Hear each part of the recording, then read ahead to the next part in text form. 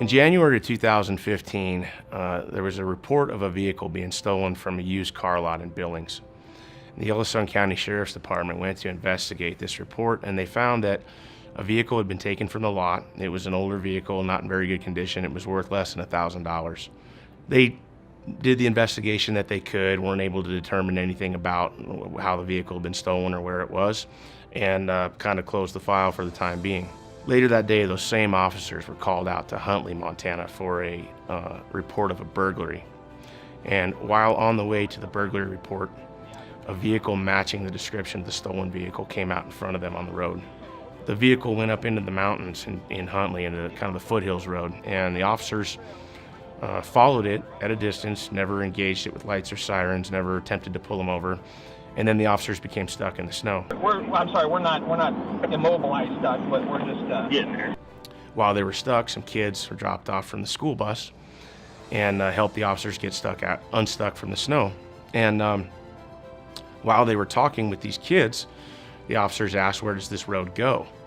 And the kids said, "It doesn't go anywhere, it's a dead end." There's only one way in. So the officers repositioned their vehicle in the road, kind of as a roadblock.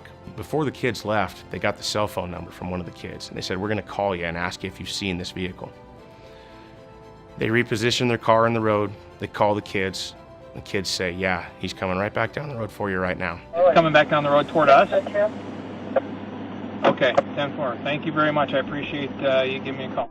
They retrieve a 12-gauge shotgun and an AR-15, and they step out of the vehicle as the car comes back down the road.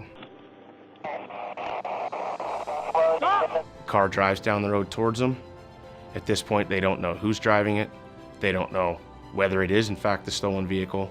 They don't know how many people are in it. They don't know how they came to be in the vehicle.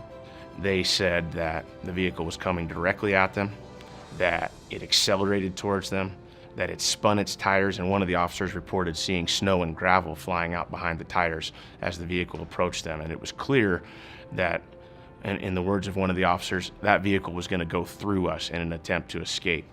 Of course, this was before they had a chance to watch the video of the shooting. Shut it down! Right now!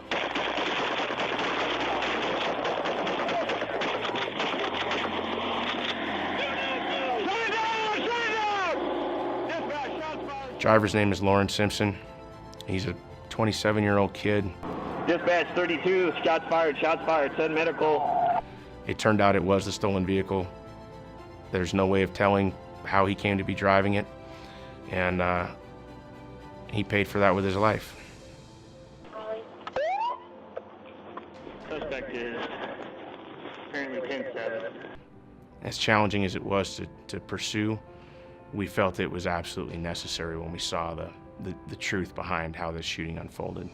The final result in this case was the court ruled against the officers' claims for qualified immunity and ruled that we would be able to proceed with claims under both Montana law and the United States federal law for the wrongful death of Loren Simpson.